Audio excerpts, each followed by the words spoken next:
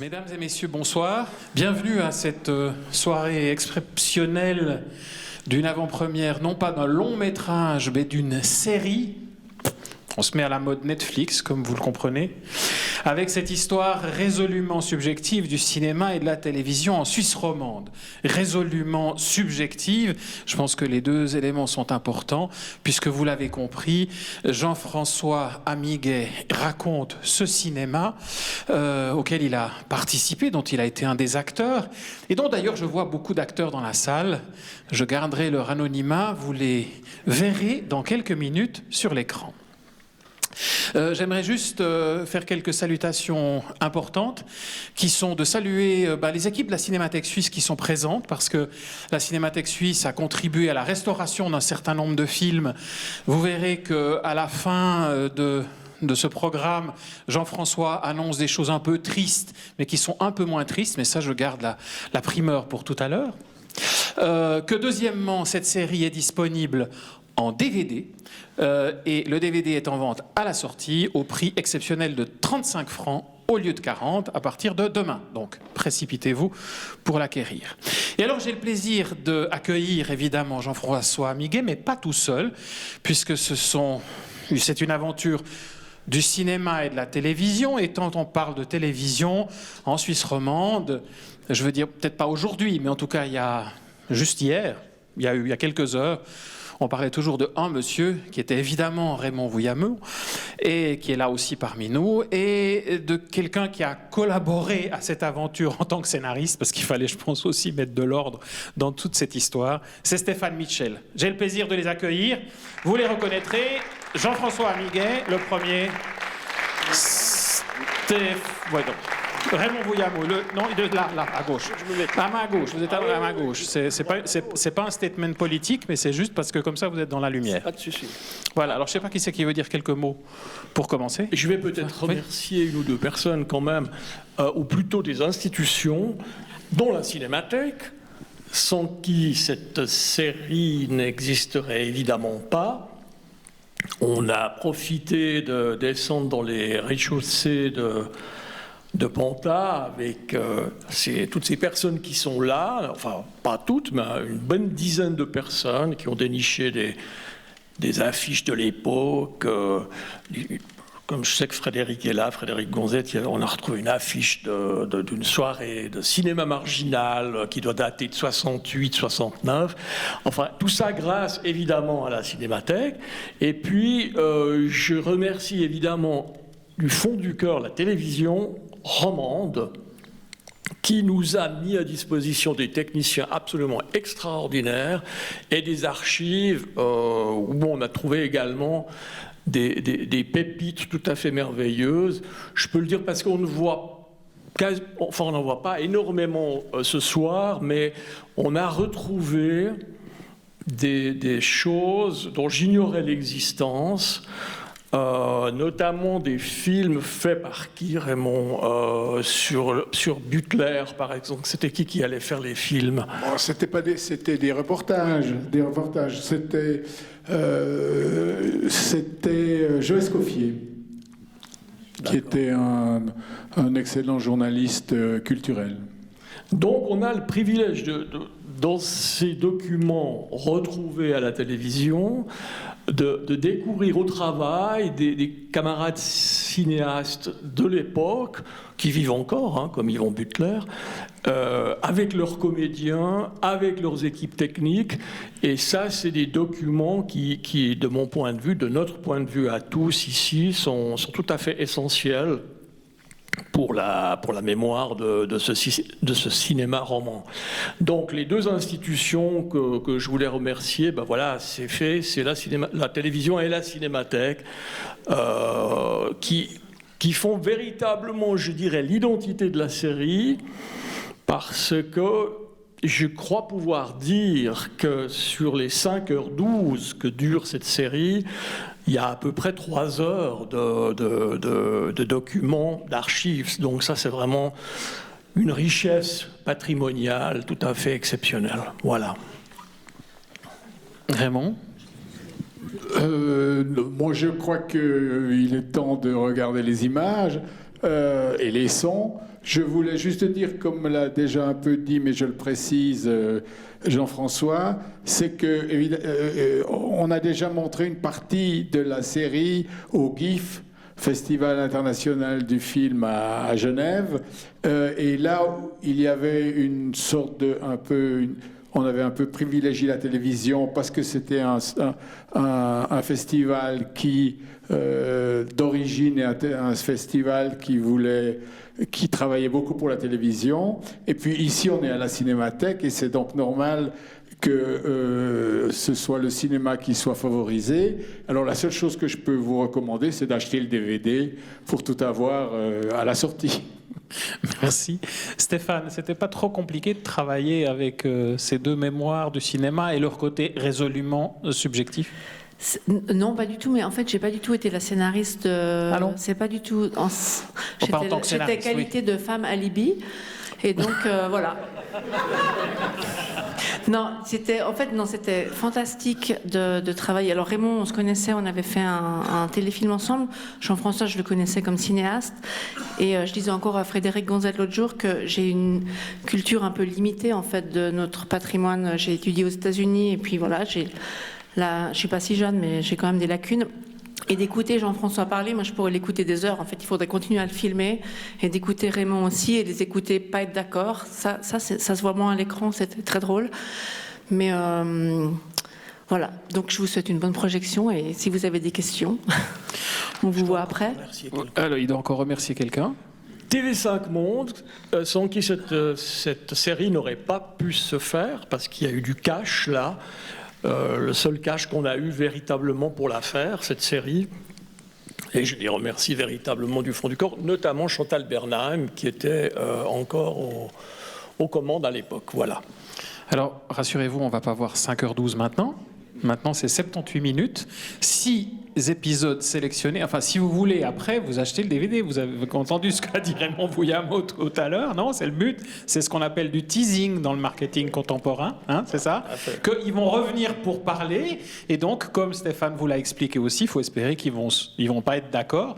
Vous allez les voir tout à l'heure, de toute façon, les trois, parler de cinéma suisse roman, qu'une petite partie, parce qu'il y a plein d'autres épisodes qui concernent le cinéma et la télévision dans cette série. Vous allez aussi voir des images très belles, restaurées par la Cinémathèque suisse, et d'autres qui ne sont pas belles du tout parce qu'elles ne sont pas restaurées ni par la Cinémathèque suisse ni par la RTS, mais c'est une aventure à suivre. Voilà. Merci, bonne projection à tous et à tout à l'heure. Merci. Bonne projection. Merci. Jean-François Amiguet, Raymond Vouillamot, Stéphane Mitchell, merci de me rejoindre. Messieurs, et voilà. Donc maintenant, il va falloir aussi faire avec... Il n'y a pas de service d'ordre, donc si jamais il y en a qui ne sont pas contents parce qu'ils ont été cités, voilà, enfin, vous débrouillerez après. Donc moi, j'en profite pour parler en mon nom, puisque je termine, là, on est à la fin. Oui. Donc pour dire qu'il y a quand même quelques bonnes nouvelles, c'est que, Blackout, on a réussi à récupérer les éléments négatifs, on ne dira pas comment. Je crois que Caroline est dans la salle, mais on ne dira pas comment, mais enfin c'est bon. Donc il est prévu en restauration pour l'année prochaine. La fille au violoncelle, je crois que ce n'est pas encore tout à fait solutionné, mais ça va arriver. Et les Indiens sont encore loin, c'est non plus pas solutionné. On est en discussion avec évidemment la famille de Patricia Moraz pour récupérer les éléments et essayer de les faire sortir d'un laboratoire. C'est un travail qu'on commence à faire de façon assez systématique dans la mesure du possible, mais comme le dit Jean-François dans le film, ce sont des histoires très très compliquées et il y a certaines personnes dans la salle qui savent que c'est extrêmement compliqué, qu'ils l'ont vécu pour d'autres cinéastes. Voilà. Donc, en fait, beaucoup d'autres extraits qu'on a vus dans les différents éléments sont des films qu'on a pu ressortir ou qu'on avait déjà dans nos archives. Mais c'est vrai que le jeu des coproductions suisses font que beaucoup de films sont restés bloqués en France pour le cinéma suisse roman, mais aussi en Allemagne, voire en Italie pour d'autres productions, et que la situation n'est toujours pas résolue dans certains cas, parce que voilà, la question des successions, la question des droits dans notre pays est une longue aventure. Il y aura une table ronde, je fais comme ça de la promotion, il y aura une table ronde à Soleure sur les films doivent nous survivre qui sera adressée à ça, et on en a déjà aussi récemment parlé au Festival Lumière à Lyon dans le cadre d'une table ronde sur le cinéma suisse de ces questions-là. Voilà. Mais tout de suite, en fait, j'ai une question toute simple parce que vous l'avez pas dit au début, c'est pourquoi t'es venue cette idée, ou vous êtes venue cette idée de raconter cette histoire? En fait, je dois dire que c'est moi qui, tout à coup, a eu besoin de tenter de comprendre ce qu'on a vécu depuis 60 ans.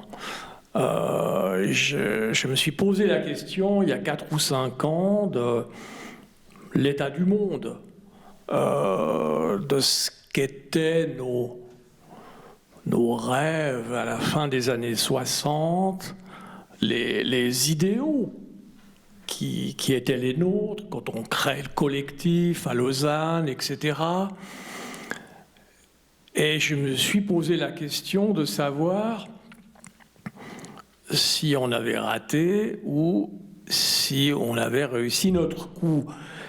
Et j'avais constamment en mémoire Freddy Buache qui me disait en 70, Marguerite Duras, écrivait et pensait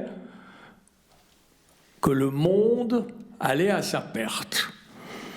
Et chaque après-midi qu'on passait avec Freddy, tu t'en souviens, cette phrase de Marguerite Duras revenait, et j'ai voulu essayer de comprendre ce qu'il en était, de mon point de vue. Et j'en ai parlé avec 1 ou 2 jeunes copains cinéastes, dont Richard Sotiori qui est dans la salle, et il a pris l'initiative de me filmer. Donc, les images qui me concernent, à la différence des images qui ont été faites avec Stéphane, avec Raymond, l'ont été il y a 3 ou 4 ans, sans savoir qu'on allait faire cette série-là. Je répondais à un ami jeune cinéaste, à des questions qu'il se posait lui, et j'essayais, en toute honnêteté, en toute vérité, de dire ce qui me restait de cette histoire-là. Parce que c'est compliqué à dire comme ça, mais je lis par exemple des bouquins sur les années 30-40 du 19e siècle, et j'ai l'impression qu'il y avait, dans le pays de Vaud, mais comme ailleurs en Europe, un mouvement, il y avait une sorte d'élan romantique. Et j'ai l'impression que nous, à partir de Michel Souter, qui a inventé le concept de nouveau cinéma suisse de fiction en 65-66, c'est lui l'inventeur à proprement parler de cette nouvelle écriture cinématographique. J'ai l'impression que pendant une quinzaine d'années, peut-être un poil plus, on s'est embarqués les uns et les autres. Il y a eu un élan comme ça que moi j'appellerais romantique. On pensait véritablement que l'amour allait sauver le monde et que le cinéma, notre cinéma, allait sauver le monde. Voilà. Donc tout est parti de là. La réponse, après 3-4 ans de travail, en voyant toutes ces archives, et à la surprise générale, je dirais que oui, je crois que ce cinéma a sauvé le monde, pour un temps. Il y a une dialectique là. Effectivement, le cinéma n'est jamais que le reflet de l'époque où il est fait. Et je pense que dans ces années 70-80, sincèrement, on a cru qu'on allait complètement modifier les choses. Et on l'a fait d'une certaine façon, puisque ces films sont là, puisqu'ils existent. Je peut-être passe la balle à Raymond quand même pour que tu donnes ton point de vue aussi, dans la mesure où la TSR, devenue aujourd'hui la RTS, a joué un rôle non négligeable. C'est rappelé dans le film à partir des années 60. D'abord parce qu'elle a fait travailler des gens, et ensuite parce qu'elle a coproduit, elle a mis de l'argent dans le nouveau cinéma suisse. Je veux dire, à partir de 1968 et de la fondation du groupe 5, c'est peut-être des petits montants, mais c'était déjà énorme pour l'époque. Et qu'elle a joué aussi, quand tu étais directeur des programmes, je veux dire, un rôle non négligeable dans cette. Comment toi tu le vois dans ce cinéma, sans forcément entrer dans le regard télévision, mais évidemment, mais dans ce rapport au cinéma suisse, puisque aujourd'hui on parle peut-être plus de cinéma que télévision dans cette soirée. C'est-à-dire que pour moi, sitôt que j'en ai eu la possibilité, je pensais que le cinéma suisse avait un impérieux besoin du financement de la télévision et qu'il était impossible, même au cinéma lausannois, de survivre sans Genève. Parce qu'il y a quand même cette différence, encore aujourd'hui, c'est quelque chose de très curieux.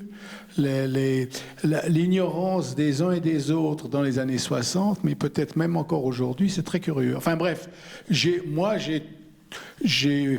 essayé de faire pas mal pour faire progresser les coproductions du cinéma suisse par la télévision suisse romande et aussi par la télévision suisse en général. Parce que j'ai réussi à avoir des complices à Berne et à Zurich pour les convaincre aussi de l'intérêt culturel du cinéma. Et voilà, c'est pour ça que j'ai effectivement essayé d'aider le plus que je pouvais les cinéastes sans être trop sectaire et en évitant l'esprit de chapelle. Voilà ce que j'ai essayé de faire.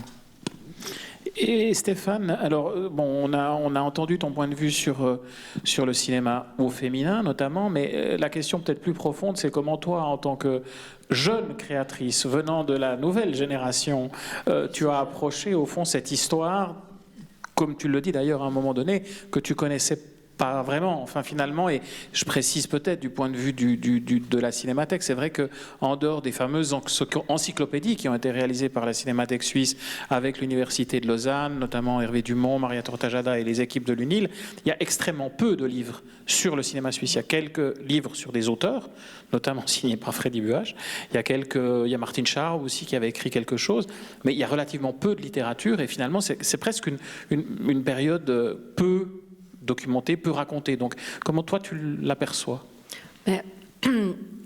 En fait, ce soir, on a dîné tous ensemble et de nouveau, on a écouté Jean-François et Raymond et Frédéric raconter des choses et j'ai l'impression d'être une mouche sur un mur et d'écouter des choses incroyables. Et en fait, quand je les ai rencontrés, on s'est rencontrés au Café de Montbriand. Il y avait cette histoire de est-ce qu'on allait parler. Enfin, Raymond m'a présenté à Jean-François, mais pour moi, c'était plus pour moi que je l'ai fait. Enfin, vraiment, un peu égoïstement, parce que c'était vraiment très intéressant d'écouter Jean-François raconter cette histoire. Bien sûr, c'est subjectif. J'ai tout autant de plaisir à discuter avec d'autres personnes qui sont ici dans la salle et qui me racontent des choses. Mais c'était vraiment. Ouais, pour moi, c'était touchant et en même temps ancrant. Et j'ai l'impression que c'est la même chose peut-être que le public ressent quand il voit un film tourné en Suisse. C'est quelque chose où on n'a pas assez d'images de nous. Enfin, il me semble qu'on n'a pas encore assez d'images de nous, ou sur notre histoire, ou sur des événements particuliers. Donc, et la Suisse, et le cinéma suisse, et la télévision suisse ont besoin d'être racontés, en fait. Donc pour moi, c'était très précieux. J'ai appris plein de choses, et ça m'a donné envie de voir des films que je n'avais pas vus, qui sont montrés ici, mais comme je suis à Genève, je ne viens pas à Lausanne. Mais il y a Play Suisse maintenant qui a un partenariat. Petit pitch pour Play Suisse. Mais donc, voilà, donc ça m'a donné envie de voir des films dont j'avais jamais entendu parler. Voilà, shame on me, mais j'espère qu'à Genève, il y avait un public de différents âges, et il y avait des jeunes cinéastes qui étaient là, dont Stéphane Riethauser qui disait « ça m'intéresse, je veux savoir ce qui se passe ». C'est vraiment quelque chose qui nous manque en fait.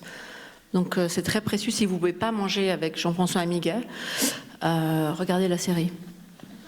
Donc l'agenda de Jean-François Amiguet est ouvert, Karima s'en occupera si jamais, merci Karima, pour les rendez-vous. Mais revenons un tout petit peu en arrière, comment tu expliques plutôt le fait de cette espèce de non-parole, de non-récit sur nous-mêmes, sur vous-même, sur ce cinéma-là. À ce niveau-là, donc conformisme, Ramu explique qu'on n'a aucun rapport à notre propre histoire. On dédaigne un peu notre histoire.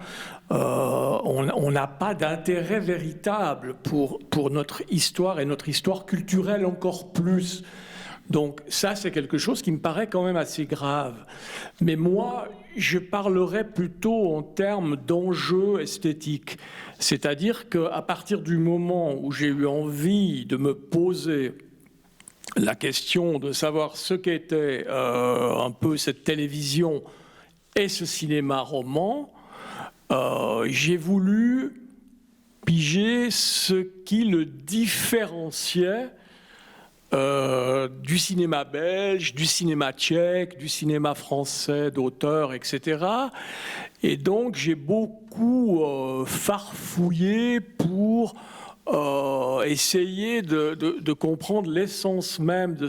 Et pour moi, ce qui fait la nature profonde de ce cinéma roman et de cette télévision, parce qu'on aurait tendance à penser que la télévision était naturaliste à l'époque des années 60. C'est totalement faux. Les dramatiques et les téléfilms assumaient leur part de théâtralité et réussissaient très souvent ce que nous, dans le cinéma, on appelle la quête de l'abstraction poétique. C'est-à-dire qu'on essaye de sortir du pur naturalisme, du réalisme qui ravage le cinéma et la télévision depuis beaucoup de... Et là, je dirais qu'en Suisse romande, je ne sais pas, vous prenez un géomètre chez Michel Souter. Il ne ressemble pas à un géomètre. Vous prenez une ouvrière d'usine chez Tanner, Bulogier. Elle ne ressemble pas à une ouvrière d'usine. Vous n'avez jamais vu une ouvrière d'usine qui bosse avec des sauces. Non. Moi, si je fais la Méridienne, ma préoccupation première et un peu souterraine, c'est que mon détective privé ne ressemble en aucun cas à ce que pourrait être l'image d'un détective privé. Je crois que cette télévision, quand vous regardez ce chef-d'œuvre qui s'appelle Raymond... non, oui, le chef-d'œuvre. Non, le chef-d'œuvre de Claude, tourné à Villa. Ah, Jean-Luc Persécuté. Dont je reproche encore aujourd'hui à Freddy sa mauvaise critique. Je t'en prie. On réglera la question. Non, mais si vous voulez, vous prenez Garel dans le rôle de l'agriculteur de montagne valaisan, il est emblématique de ce qu'est un agriculteur valaisan. Il n'est pas naturaliste. Et donc, Claude, il avait tout pigé déjà à l'époque. Et moi, ce qui m'a foncièrement intéressé, au-delà des sujets, parce que quand je vois Vivre ici du même Claude Goretta en 67 ou 68, j'ai 17 ans, je suis bouleversé par le coup d'État des colonels grecs du 21 avril, Papadopoulos et Patakos qui prennent le pouvoir, qui torturent la nouvelle génération, les ingénieurs grecs à Athènes, etc. Et quand je vois le film de Goretta, j'ai 17 ans, ça change ma vie.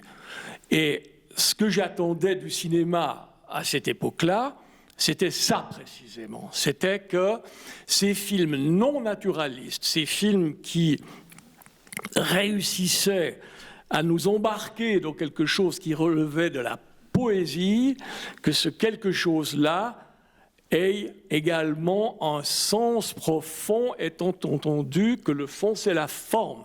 Et que cette forme que les esthètes du cinéma roman des débuts ont su trouver, elle a généré le fond, elles ont généré le contenu, elles ont donné du sens à ce nouveau cinéma.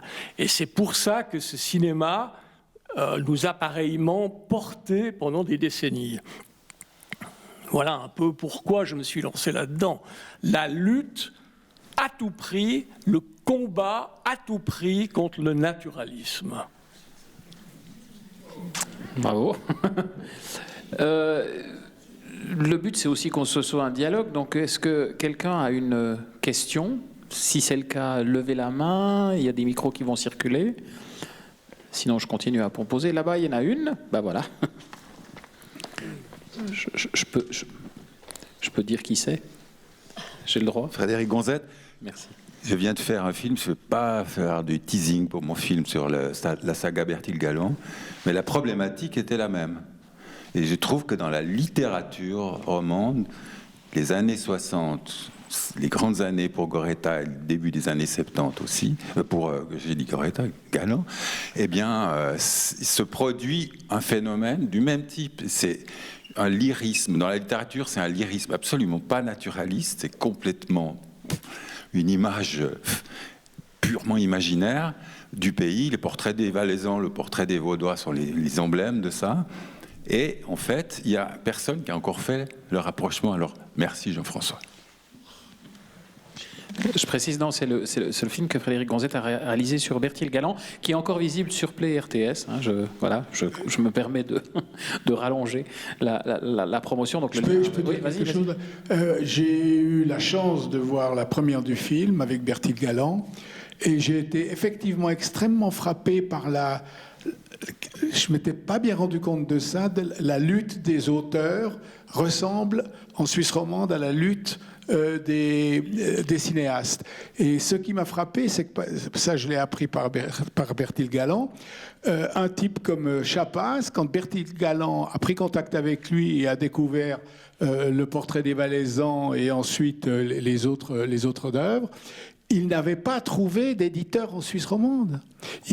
Ça faisait 5-6 ans qu'il avait écrit le portrait des Valaisans et personne n'en voulait.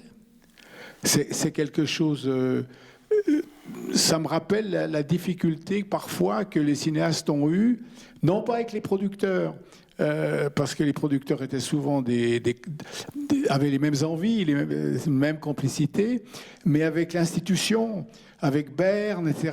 Et c'est vrai qu'il y a non seulement dans le style entre la littérature suisse romande de ces années-là, je pense à Monnier aussi, par exemple, Jean-Pierre Monnier et d'autres, ce sont des livres que je vous recommande vivement de relire, parce que c'est une littérature très riche et finalement qui peut-être disparaît encore plus vite que le cinéma.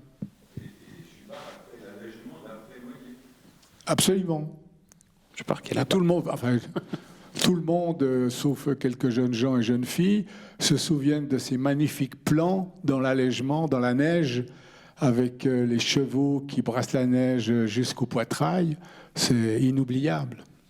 Il est là d'ailleurs, Choupart. Marcel Choupart. Voilà. qui aussi a raconté quelques-uns de ses souvenirs en littérature, lui, par l'écrit, plutôt que par le cinéma. Donc, si je peux me permettre, j'ai un peu l'impression qu'il y a quand même une espèce de retour en arrière et une volonté de raconter cette histoire. Je signale quand même qu'un film est en train de se terminer, il n'est pas encore fini, mais sur le travail de Renato Berta, avec évidemment tout un champ important sur son travail et sur son rôle que vous citez dans la série sur le cinéma suisse et son importance. Donc il y a un certain nombre de petits jalons comme ça qui sont en train de se poser sur ce cinéma, mais c'est vrai qu'il a été relativement peu raconté, comme peut-être notre littérature a aussi été peu racontée. Autre remarque, question, complément, désaccord. Il peut y en avoir plein. Je rappelle aussi que si vous n'êtes pas dans les épisodes que vous avez vus, il y a plein d'autres épisodes qui parlent... Non, mais c'est vrai, en plus de ça. Et beaucoup de cinéastes sont cités ailleurs dans d'autres épisodes qui sont disponibles, évidemment, à l'entrée. Si vous voulez acheter le DVD, il est là, voilà. Remarque ? Oui, non ? Pour ceux qui ont encore un lecteur DVD. Alors, est-ce que oui, quelle autre possibilité de vision y aura-t-il ? Alors, la télévision va diffuser les 24 modules sur son web. Donc, ça sera une façon aussi de découvrir tout ça. Quand précisément, je ne peux pas vous le dire, parce que c'est un peu des discussions qu'ils ont en ce moment au sein de la Tour, pour nous laisser quand même le temps de faire des petits événements comme ça pour montrer la série. Il y a d'autres villes maintenant qui se sont intéressées à ça, notamment à Martigny, etc. Donc voilà, mais ça va se faire dans le courant de l'année prochaine. Pour répondre un peu à Frédéric quand même sur cette histoire, moi j'ai pas bien compris parce que malheureusement le temps passant, je deviens un peu sourd, mais quand je comprends pas, je fais...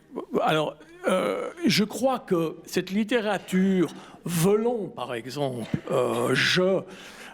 cette littérature romande de la fin des années 50 et des années 60 émarge comme le cinéma roman à ce qu'on appelait à l'époque la contre-culture.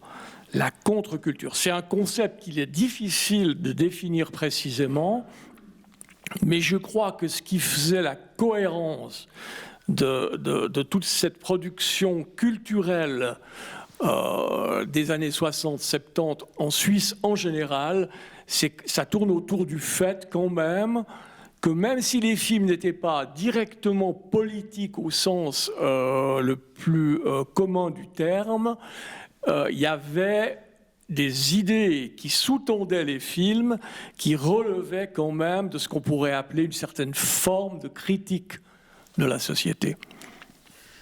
Il y a une question là-bas. Maxime, Michel, si tu voulais dire quelque chose, il y a le micro qui arrive. Oui, non, il y a le micro. Non, le micro. Non, c'est pour l'enregistrement. Tout est enregistré. La Confédération nous écoute. Alors évidemment, on ne voit de votre série que des extraits, si j'ai bien compris la manière dont a eu lieu cette projection. Mais ce qui me frappe beaucoup, c'est que vous ne traitez pas, au fond, de manière un peu plus approfondie, mais peut-être que vous le faites, hein, je vous fais peut-être un mauvais procès, précisément des rapports entre le cinéma et la télévision. Mon voisin, qui a pratiqué les deux, me disait il y a à la télévision des cinéastes qui se désolent de ne pas en être, et il y a dans le cinéma des gens qui vont à la télévision comme on va à Canossa. C'est une image, mais qui est assez vraie pour en avoir fréquenté quelques-uns. Ce que j'aimerais demander, c'est, puisque vous faites quelque chose autour des rapports du cinéma et de la télévision, pourquoi aujourd'hui n'y a-t-il plus d'émissions sur le cinéma à la télévision ?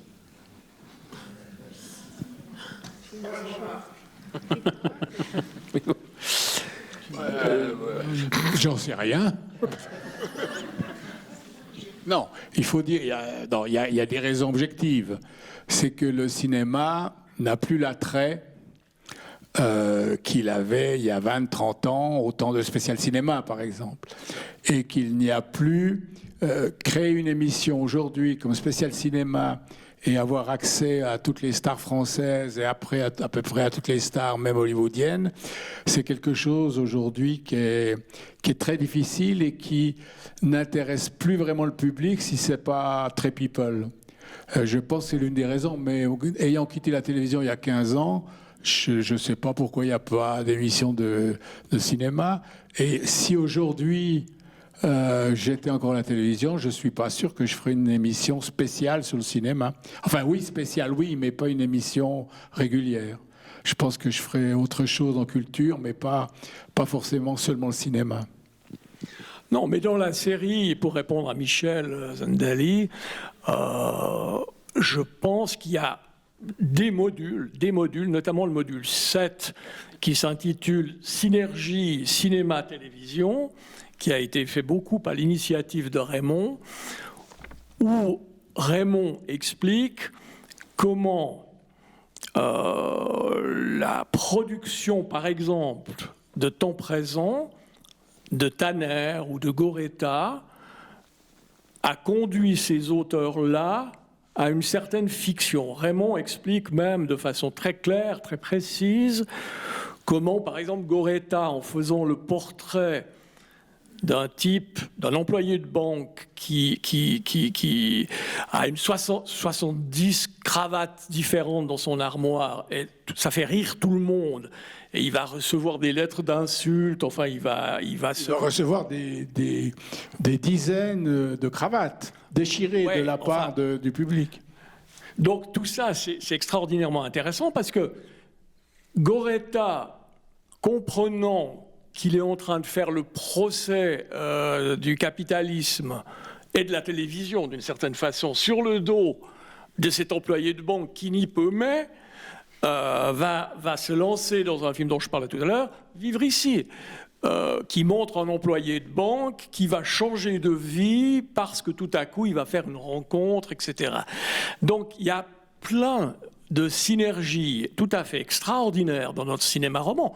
Charles Mort-ou-Vif, c'est aussi le fruit d'un temps présent fait par Alain Tanner sur un médecin de campagne. On a tous des exemples comme ça dans notre travail de fiction, et c'est lié à cette spécificité extraordinaire entre télévision et cinéma en Suisse romande, exceptionnelle, parce qu'il y a quelques cas en Europe, peut-être Channel 4, mais si vous prenez la Suisse alémanique, si vous prenez la France, si vous prenez l'Allemagne ou l'Italie, ce genre de synergie n'existe absolument pas. On est dans un cas d'espèce incroyable, et ça s'explique par un fait tout simple, c'est que cette télévision, créée en 1955, en gros au milieu des années 50, elle l'a été par des cinéastes, par des réalisateurs. Donc cette qualité d'accueil qui a perduré et qu'incarne parfaitement Raymond, elle vient de là, quelque part. Elle vient du blues. Elle vient véritablement de cette naissance de la télévision qui a été faite par des Diderot, des Lagrange, des Barthes, des Bardet.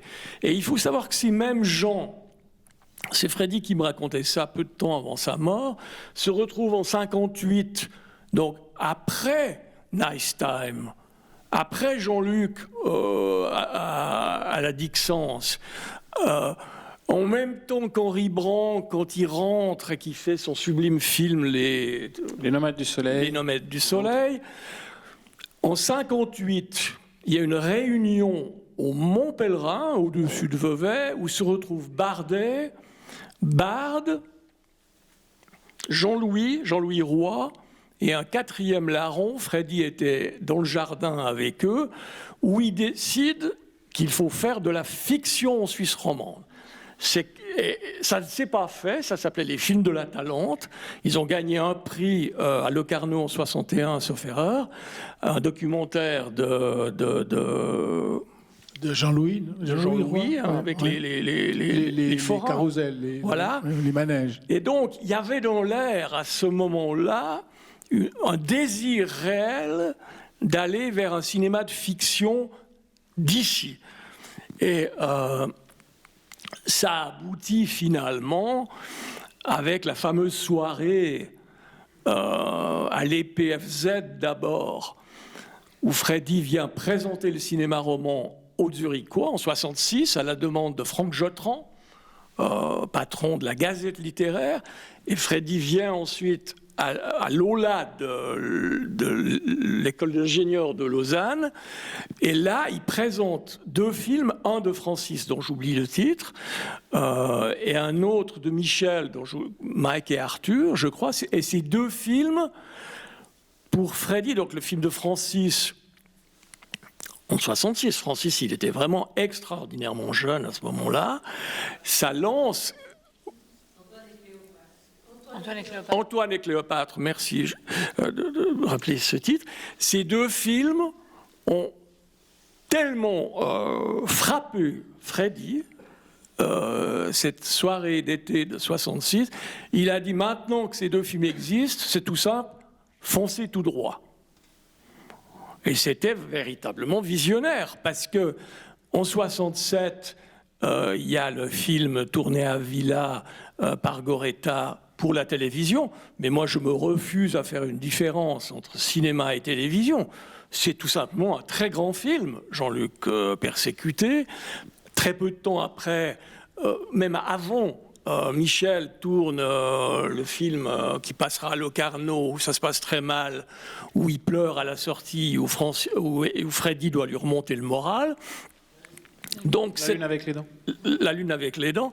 Donc, on peut se dire que là, en 66-67, puis après il y a Chandigor, le premier film suisse à Cannes, de Jean-Louis Roy, et on peut dire que là, ça démarre véritablement. Mais si ça démarre véritablement en 67-68, c'est parce qu'il y a des types qui se sont rencontrés 10 ans plus tôt au Mont-Pèlerin. C'est les mêmes, c'est le même Jean-Louis Roy. Et puis Michel Souter, il était au courant. Mais Michel Souter, grâce à la télévision, qui a été l'école de cinéma la plus extraordinaire après l'école de Budapest, parce que la grande école de cinéma des années 60, c'est Béla Balázs à Budapest. Et si ça a été une très grande école de cinéma, c'est parce que Béla Balázs n'a jamais réussi à obtenir la caméra, le Nagra et les tables de montage qu'il demandait. Et il a dit à ses étudiants, mais on n'en a rien à faire, on va faire des films sans caméra, sans ingénieur du son et sans table de montage. Et c'est Yang Shao, c'est Marta Mészáros, c'est István Gál, c'est Karol Imak, c'est toute cette génération de cinéastes hongrois qui, pendant 2 ans, ont été obligés de faire des longs métrages de fiction sans caméra, sans équipe technique, sans comédien, et qui devaient les raconter à Béla Balázs.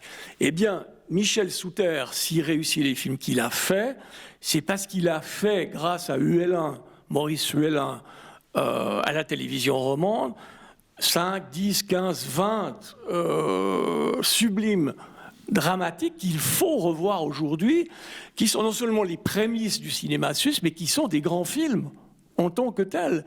Et c'est pour ça qu'on a fait cette série.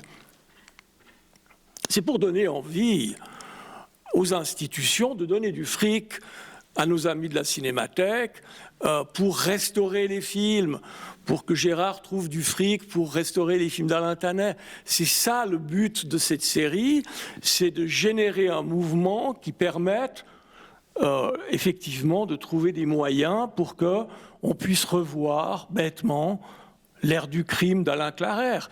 Qui c'est qui se souvient aujourd'hui d'Alain Clarère ? Moi, je vais rencontrer Alain à Zurich dans des conditions difficiles. Et son film, ce type qu'il a fait avec amour dans les années 80, il est sorti à Locarno, au festival, en compétition, en 84. Plus personne ne peut le voir. Donc c'est ça le combat. C'est d'essayer, pour vivre un présent qui tienne un tant soit peu la route, de revoir des films de l'époque. Et moi, aujourd'hui, j'ai envie de voir l'Hypothèque de Frédéric Gonzet, j'ai envie de voir L'Escapade de Michel Souter, et c'est une envie qui est extrêmement forte. Je trouve qu'il faut absolument remontrer ces films. C'est pas un combat passéiste, c'est un combat pour expliquer aujourd'hui.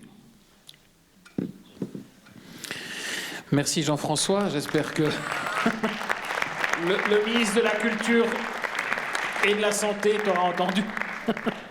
Je crois que... Oui. Sur ce cri du cœur, merci à tous d'être là. On peut continuer à converser dans le couloir. Tout le monde a montré son pass sanitaire, donc on peut rester encore dans les locaux. Il n'y a pas de problème. Malheureusement, le restaurant est fermé pour réfection et pour des travaux aujourd'hui, et on ne peut pas vous proposer de boire un verre. C'est comme ça. Mais ce sera rouvert, je crois, à partir de demain. J'aimerais remercier Raymond Vouillamot, Stéphane Mitchell et Jean-François Amiguet de nous avoir rejoints ce soir. Et à suivre pour la 2e série. Hein, c'est ça ? Ça sera un peu différent. Merci à tous.